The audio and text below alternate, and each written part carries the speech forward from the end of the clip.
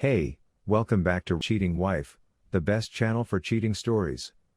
Like and subscribe to the channel for cheating stories like this. I found out there is no business trip. While she was on business, I, 30 male, wanted to leave a present at her, 27 female, desk at work for her birthday. When I arrived, I discovered that there was no business trip. She had called in ill, as had the coworker who had assured me that I had nothing to worry about. She'd been emailing me images of her hotel room and the places she'd been viewing. I know his wife, so after contacting her on Facebook, I obtained her phone number and spoke with her on the phone. He was on a business trip at the time, and they had been sharing images of comparable sites. That's when I told her what I'd discovered. She remained quiet for a few moments before telling me that he had cheated on her several times and that she had been working on serving him with divorce papers while pretending to be reconciled. She apologized sincerely, but none of this was her fault. She phoned their place of employment on her own to find out. They all said the same thing: he phoned in sick. So, here we are. My girlfriend is still contacting me as usual, claiming to be in a dull meeting. I'm devastated, and my anxiety is at an all-time high, but surprisingly, I'm not sobbing this time. This isn't the first time I've been dumped. I understood what a fool I had been. I spotted the warning lights, but I disregarded them again, believing I simply needed to work on my trust problems. I packed all of her belongings and will wait for her to return tonight.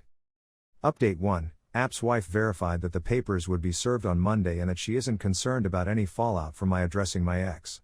As a result, I confronted her. I'll paraphrase: I know you're not on a business trip. I packed your belongings and placed them outside for you. You'll have to arrange your own transportation from the airport. I am hurt and angered that all we had accomplished together was meaningless to you. I'm hoping he was worthwhile. I'm all screwed up in my brain right now, so I'm not sure when the next update will arrive, but I'll make sure to do so. I appreciate all of the ideas, comments, and words of encouragement. I disabled her number because she was blowing up my phone. When her sister attempted to contact me, I told her of the situation. She's taken aback, ashamed, and outraged. She will pick up my ex from the airport and assist her with her luggage. I have her extra key, so I don't have to be concerned about my safety. Someone advised taking a break from everything. I may do it, but first I need some time to recenter myself. I got a panic attack. Out of habit, I almost phoned my ex as well. That understanding saddened me even more. This is terrible. Update 2. Their human resources department decided to investigate the query posed by AP's wife, let's call her Jenny, and they found that it sparked a red signal in their company's HR department. Makes sense, you would think a married woman would know her husband was sick at home. As a consequence, the cat has escaped from its cage. She told them what she knew about them. Because I'm my ex's emergency contact, they tracked my phone number and contacted me about half an hour ago to see how she was doing. She had called out sick and hadn't answered the phone in a few days when they tried to reach her. I also told them everything that happened. She was in no way unwell. She had purported to be on a business trip, but she had really lied to me about her whereabouts. She went on a vacation with that guy and is now committing adultery with him when I'm not looking. Nothing was held back. I suppose there is still a lot of pent-up energy that needs to be let out at some point. As a result, it is still in the works. Meanwhile, since I'm on the internet, I may as well keep you all up to date. In any case, Jenny phoned me soon after I texted my ex-boyfriend yesterday, and she immediately started blasting up my phone with the fact that AP had been calling her, being more chatty than normal, and eventually asked if anything was wrong and what she was doing. She agreed to go along with it. This lends a great deal of credibility to his and my ex relationship. Girlfriend's my ex-girlfriend and her sister came to pick up her items when they landed at the airport late last evening. They didn't knock, and I didn't open the door to greet them either. After they finished, they sat in their car for a little while. As they talked, I could see her sister's hand signals moving frantically behind her back. I'm not sure whether she was lecturing her or if she was just being rude. She seemed to be in a bad mood. Her ex was put to rest by her own hands, according to her. It wasn't long until she came out and knocked on my door. Many Redditors recommended me to just ignore her, but I made the decision that I wanted to talk with her personally. I was interested in hearing what she had to say about herself, and I was expecting to see her throughout the interview. What a dreadful performance by the cast. It was very painful. It didn't mean anything, says the narrator after lying, dodging, and gaslighting. She begged for a solution and pledged to restrict him from everything, including her phone, and to keep it unlocked at all times. She even made an effort to guilt trip me at one point. I asked her to show me her phone, which she did. She categorically refused. She was resolute in her opposition. I'd reached the end of my rope. I told her to stay out of my way and not to get in touch with me again if she did. She burst into tears once again and asked me to hand her phone to me, which she eventually agreed to do. Everything was found using the Facebook Messenger application. Nudity and films are all on the menu. Conversations about me, about how naive I was, about how she felt horrible but was too aroused to care right then and there. My screenshots were supplied to me through email so that I could review them, which I later forwarded to Jenny. I returned her phone and told her that everything had come to an end. I'm not going to deny, seeing her sobbing in such desperation really hurt my heart.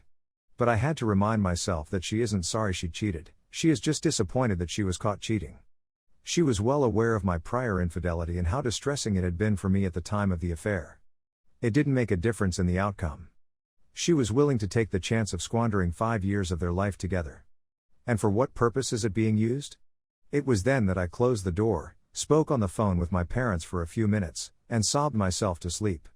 I reassured Jenny that I was there to help her if she needed it, and that she was welcome to stay with me and my brother if she needed a place to rest her head. I'm already looking forward to what today will bring. On the time being, I'm at a loss for what to do with myself. I'm not even able to fall asleep again. Update 3, Jenny, AP's wife, notified me that both AP and my ex were sacked from their jobs. Not only that, but he was served with divorce papers on the same day. They got into a big fight, and he began smashing and bashing everything. He never touched her, yet she still feels unsafe in his presence.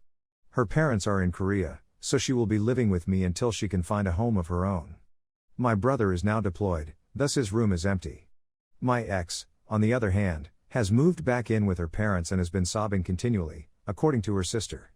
She hasn't left the home in a long time and hasn't spoken to anybody.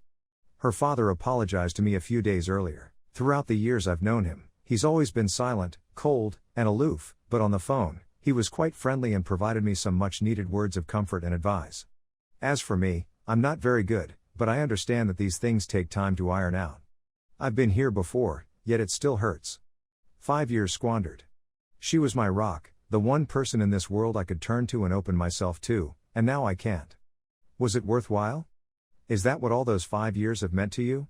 She was such a good person, self-sufficient, diligent, and truthful. She always seemed to have her stuff together, and you could tell she was going far in life. Her enthusiasm simply made you want to keep your things together. But now it's as though I've forgotten who she is. Everyone is aware of what she did. I made a bad decision and opened up to someone with a large tongue. Her close pals are unhappy and accuse me of doing it on purpose to retaliate against her.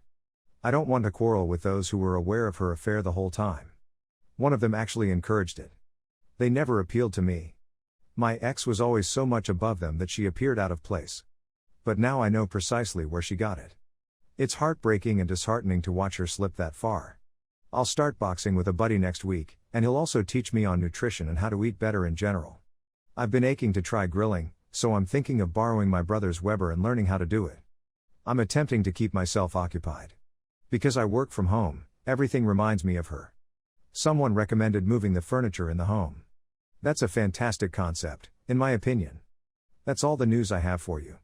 I don't expect much more, but if something important comes up, I'll provide an update. Thank you very much for all of your help, generosity, and guidance. Edit: yeah, I've been granted the option to fly to New Orleans for free next month. Jenny and I are thinking about traveling somewhere to get away from all of this nonsense. We've never there, and we're both foodies, so this may be precisely what we're looking for.